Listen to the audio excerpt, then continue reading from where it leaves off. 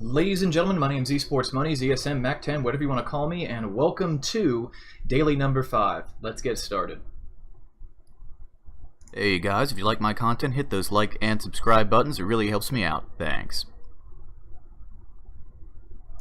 Alright, so, if it seems a little bit shoddier than usual, it's because I'm saying, fuck it, I'm doing it live.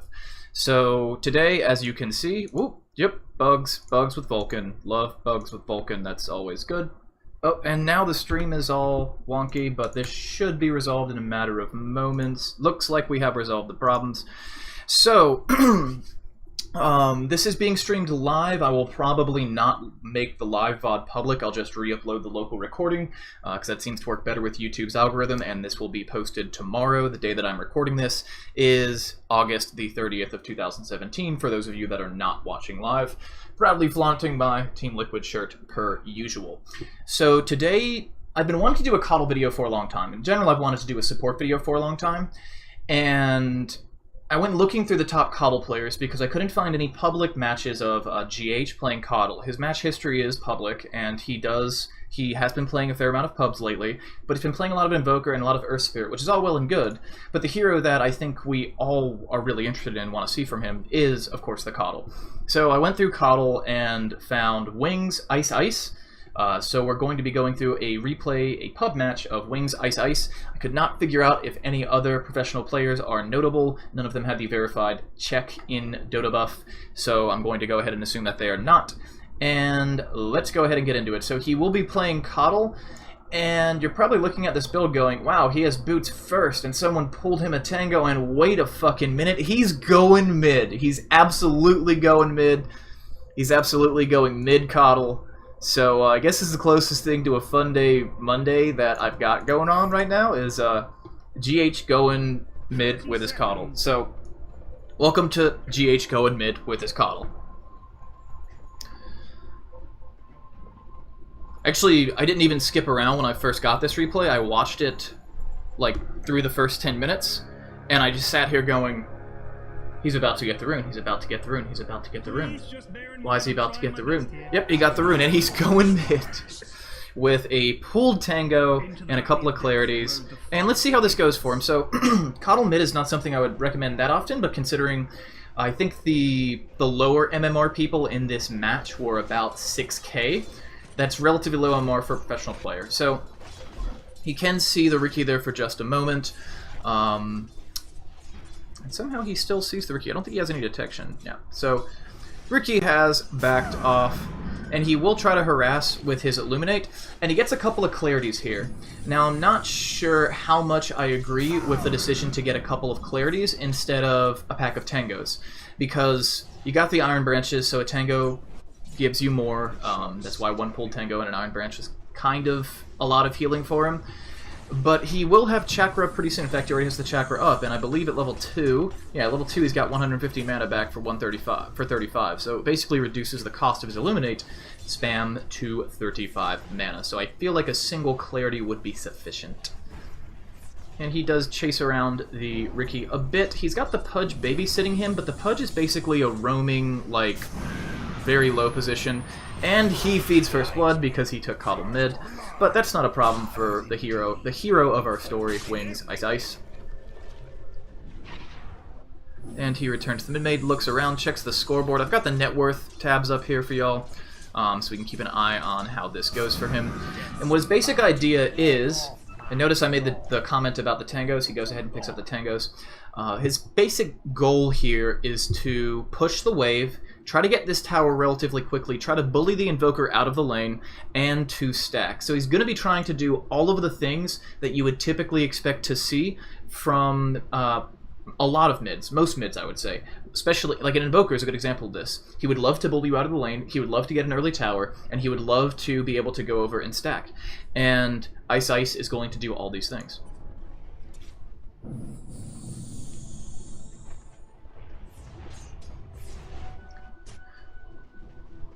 Just doing a little rope-a-dope around mid. And we haven't seen the Riki in a while, or the Pudge, but both of these heroes are kind of interested in securing the mid lane for their respective players. One because Invoker is a very hard carry, and Kotl is being played by a professional player, so you want him to do well because he might end up carrying your team.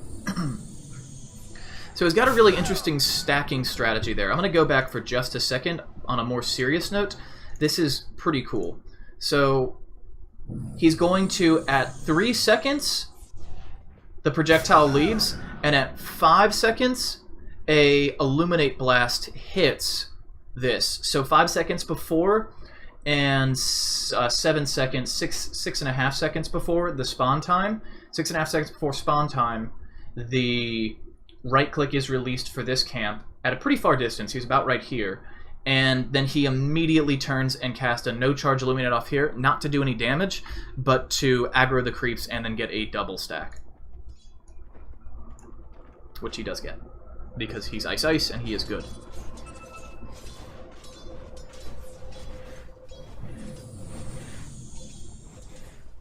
So mid lane is a little bit boring, a little bit slow, and I think both players are happy with this because Ice Ice is thinking I'm probably better than this Invoker, and the Invoker is thinking he's Kotl and I'm Invoker. And now we see the clarity start to come in because he really wants to let off a lot of Illuminates here. He wants to clear this camp as quickly as possible, keeping his Chakra Magic on cooldown. That's another big thing. It's not something you see a lot in these sort of situations. Generally speaking, the Kotl will keep his Chakra Magic always on cooldown, but he's using it on his allies a lot. For this set of circumstances, the Kotl is using Illuminate constantly, and he's keeping Chakra Magic on cooldown to consistently be able to spam Illuminate to clear camps in that instance, but primarily to bully the Invoker and to push his lane back. There's no damage done to this tower because of the Kotl's continuous ability to Illuminate, but remember, that doesn't matter if you can't CS. So you have to be at least a little bit good at landing those right clicks, or else this is not going to work for you. Because you're not going to be able to kill the entire wave with a level 2 Illuminate. In fact, level 5 Illuminate doesn't kill the entire wave. It leaves everyone with one hit, except for the range creep it does kill. And level 2 Illuminate might kill the range creep, I don't know. I'm mostly used to a level 4 Illuminate. And they will bully the Invoker around a bit here. And the Invoker actually may have lived, because the Invoker probably thought that he had Mana Leak and was holding it, but he did not. And the Invoker chose to Cold Snap and trade, which was the safer decision, but the Invoker could have lived there. And it's probably better for the Invoker if everybody lives than if the Invoker dies and the Pudge dies, because the Pudge is pretty close to the bottom of the net worth. He's second lowest on the Dire and only by 2 gold. And now we see he's just getting free last hits on the tower. He knows he's pretty safe here because Ricky's not going to try to go on him alone because he's way more farmed and out levels the Ricky, and he could see that the Invoker was dead still. So, and now he's going to go ahead and tackle that hard camp. He's not really worried about the stack here. He just wants to kill it because he's got a pretty solid stack.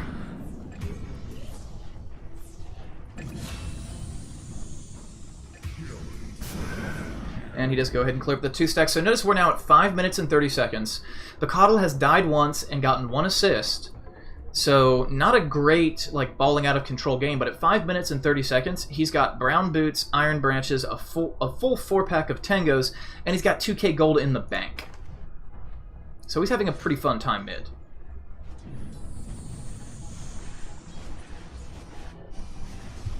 And a little bit of bullying. I'm not sure why the Invoker didn't dodge that.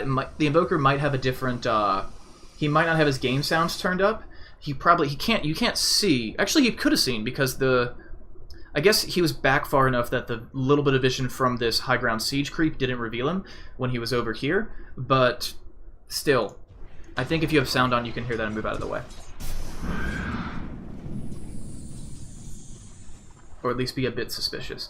The Invoker should be more worried now because the Kotl's level 7, and if you send a Kotl mid, they're probably going all in on themselves, and if they're going all in on themselves, they're going to be... They might have a point in Mana Leak, but they'd probably sack the Chakra to get more points in Illuminate. Also, keep an eye on this timer. You know, at around 6:20, you know, around 20 seconds, something like that, you're going to see... Actually, I don't think it would be 20 seconds. I don't remember the timing offhand for when creeps actually hit each other in the mid lane, but he knows it. So he could predict and start channeling the Illuminate ahead of time. I actually don't know that in the mid lane, because I don't really play mid lane very much, now that I think about it. Play a lot of off lane, a lot of safe lane, and a lot of jungle, but I almost never mid. I never wanted to be that guy. And with this arcane rune, so he grabs an arcane, like he goes and checks the rune, and then sort of hesitates, and then goes, oh, arcane rune, goes and grabs it, and now this invoker is not having a good time. The invoker is getting, he's got a very slight edge in net worth, but it doesn't feel like he's doing as well as the Kotl is. And the Riki's only level 3, so the Riki can't kill him, he can just silence him. And then he'll just leave. There's not a lot Riki can do, even with the Orb of Venom. And we can see that iceiceice is already looking to get the Aghanim Scepter, which he will grab pretty early on in this game. Notice the bait that just happened here. So, right here, we see there's a Dire Sentry. We see iceiceice threw down Pudge threw down a Sentry. And as soon as that Sentry went down, iceiceice right-clicked the Riki because he wanted to bait out a Sentry. And then as soon as that happened, he ate it with a Tango. You can eat wards with a Tango the same way you can cut them with a Quelling Blade, the same way, the same way you can cut them with a Quelling Blade. And like dropping an Iron Branch tree, you get double the heal duration, so double the total healing from your Tango if you use it on a ward. But the big deal here, that's a nice bonus, but the big thing here is you have no animation. There's no backswing, there's no projectile, there's just instantaneous death on that Sentry, and then his Sentry is invulnerable, which is what he was really using it there for. And now that Oracle's dead, or close to it. So now Oracle has to back. Riki's still underfarmed. They're all going to go heal up. And Pudge is still bullying over here. Kind of stupidly, honestly, but with the Quap coming in, they trade a Pudge for a Quap and an Oracle, and the Oracle alone it's a debatable trade, but with the Quap and the Oracle, and you have the Queen of Pain here to benefit from it, it's an awesome trade in favor of Dire.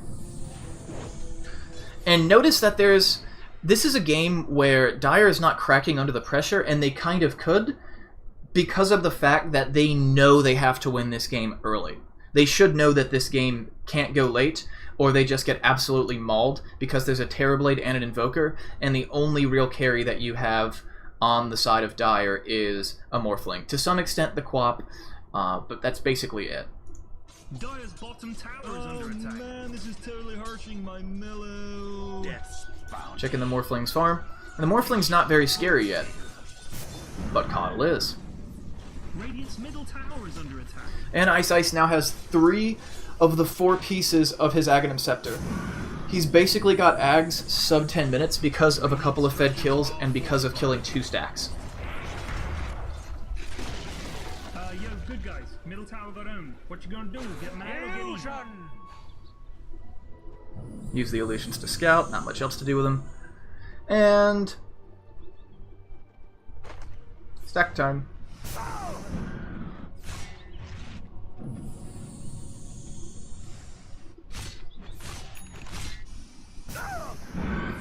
Invoker has got his Midas at the same time that Kotl is 600, 700 gold away from his full-blown Aghanim Scepter. And he has the level 4 Illuminate, and he has a point in his ultimate, so he's not really worried about controlling people with the mana leak. He's only going to be there to deal out massive amounts of damage and to deal out massive amounts of healing. Something bad is happening. In your Kotl really wants this tower, or Invoker really wants this tower to try to even things up, and GH spent a lot of time in the jungle there, but you can't really blame him based on how close he is. He sells his Iron Branch, and we're talking 10 minutes and 15 seconds, he's already got the Ags. Brown Boots, Aghanim Scepter, which is a questionable idea in a lot of circumstances, but if it works, and you actually end up getting that Ags at 10 minutes, you've kind of changed the way the game's going to have to be played for the rest of the game. If you have an Aghanim Scepter Kotl at 10 minutes, because of the way that it interacts with his Illuminate, you have a very different game ahead of you. He can now heal up his allies entirely. He can heal up their mana entirely. And another thing I want to point out that I thought about when I was prepping for this guide and now are giving this talk, look at the mana dependency on his team. Earthshaker has a small mana pool and depends on his abilities. And depends on his abilities, mana pool's it's not bad. Pudge, tiny mana pool, depends on mana to be relevant. Quap has a lot of mana, but again, depends on mana to be relevant. Abaddon doesn't really... Like, for example, Abaddon doesn't really... Riki doesn't really... Oracle kind of does. But his team is incredibly mana dependent, is what I'm trying to pull out. So the fact that he has 4 points in Chakra and the Aghanim Scepter, he's now just a walking machine that does massive AoE damage to everyone on the enemy team, in addition to be able to heal up his whole team constantly and heal up their mana constantly. Another really important bit is when you have this Kotl, it's kind of like the heal and the damage are good all game long because of the fact that at the full channel you're talking 500-500, which is a metric shit ton. It's 5-5, right? Play. It's 5-5. Yeah, 500-500 max when you release the full charge. But that 500, despite the fact that it's good the whole game, is way more powerful early in the game because it's a flat damage amount. So if you're looking over at Invoker who's got 1,000 health and what's his magic resist? He's got 25% magic resist. So you're still going to be doing almost 400 damage. You take out almost half of the health. His health bar is going to be right there if he tanks a full Illuminate Blast, and he can heal up his allies in the same fashion. It's absolutely absurd. And he does get the movement speed at level 10, as opposed to the strength. I think that's neither... I think the strength is a good choice in a lot of situations, especially if you're playing the hero as a 5 position. Bless me. Movement speed is always good, but the strength is nice for the tankiness. But he goes for the movement speed here. Why would he do that?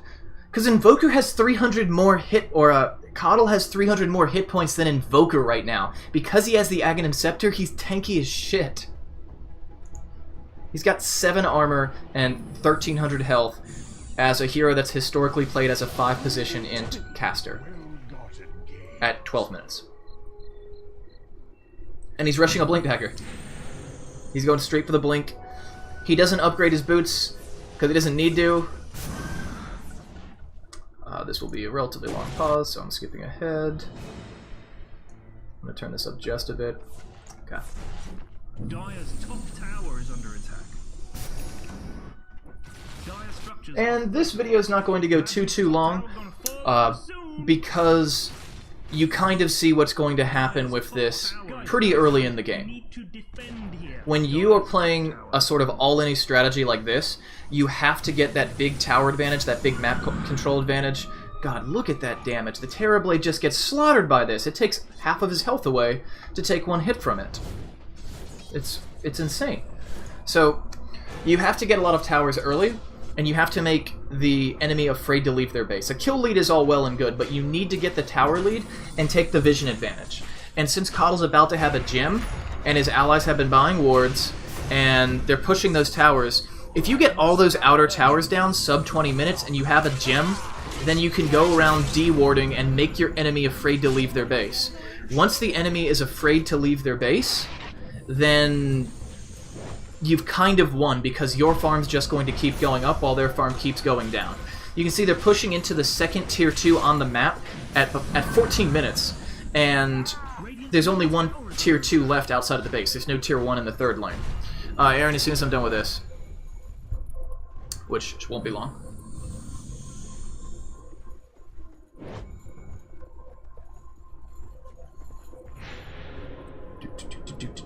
Healing up at the shrine. And now we're at 15 minutes in, and there's a 6k gold lead. 6k gold at 15 minutes is a lot, but the bigger deal is that they got it through taking towers. They're trying to secure that map control. They put a target on the backs of all of their outer towers because they have to get them down. They need to limit this Terrorblade from farming. They need to limit this Invoker from farming.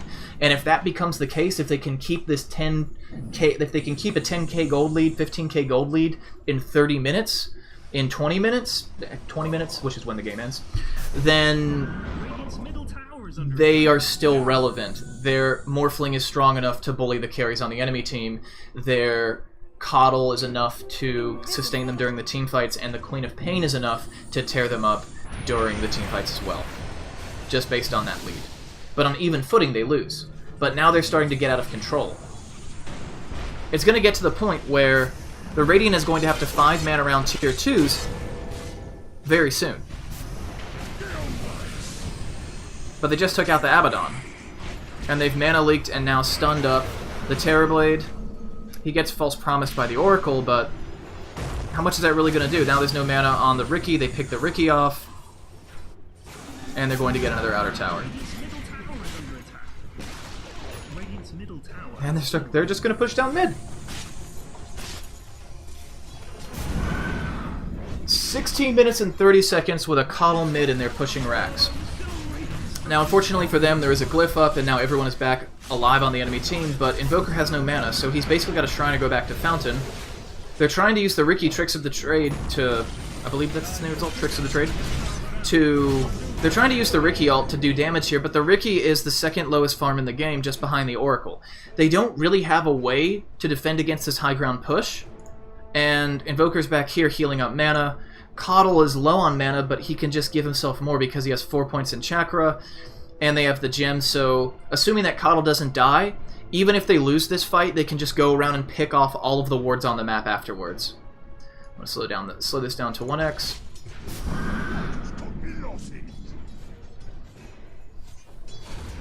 The Terrorblade is trying to do what he can, but he doesn't have anything. It looks like the Terrorblade is going for the Manta straight up, which is a horrible idea against Kotl for a variety of reasons. One, you have massive AoE damage, and those illusions take so much more damage that, they just die to an Illuminate Blast. Another one is you're giving Earthshaker a bunch more gas in his fuel tank to use Echo Slam. His Echo Slam is becoming more and more dangerous because of the fact that you're prioritizing this. Actually, interesting here, Earthshaker actually went 4 points in Echo Slam. So he's, or 4 points in Enchant Totem, so he's pretty scary up close and personal. The Fissure stun duration and damage, the only thing to scale with it, and the mana cost increases versus the mana cost increase for Enchant Totem is pretty negligible, especially combined with the Kotl Chakra magic. So I actually really like this here. But back over to the Terrorblade.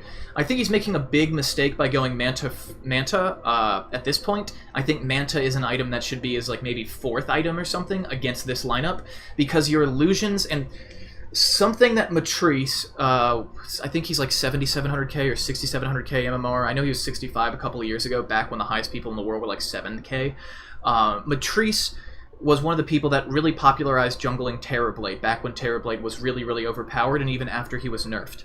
And what Matrice taught me was that you never get Manta first, because his illusions are like tissue paper. You have to stack stats.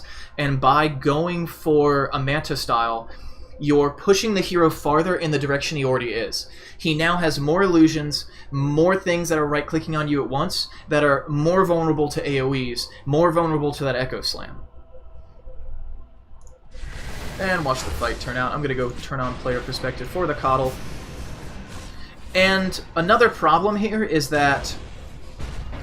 Another problem for the Radiant is that the Dire is doing a very good job of dragging this fight out, and we got 2.5 minutes till night. The longer this fight goes on in the day, the worse this fight is going to get for Radiant, because they have so much sustain over on the Dire team with the Kotl.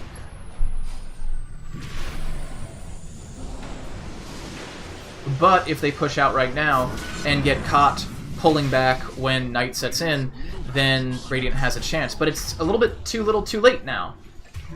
You have 4 people dead, only Invoker has buyback, or only Oracle has buyback. Invoker's down for 40 seconds, Terrorblade's down for 10.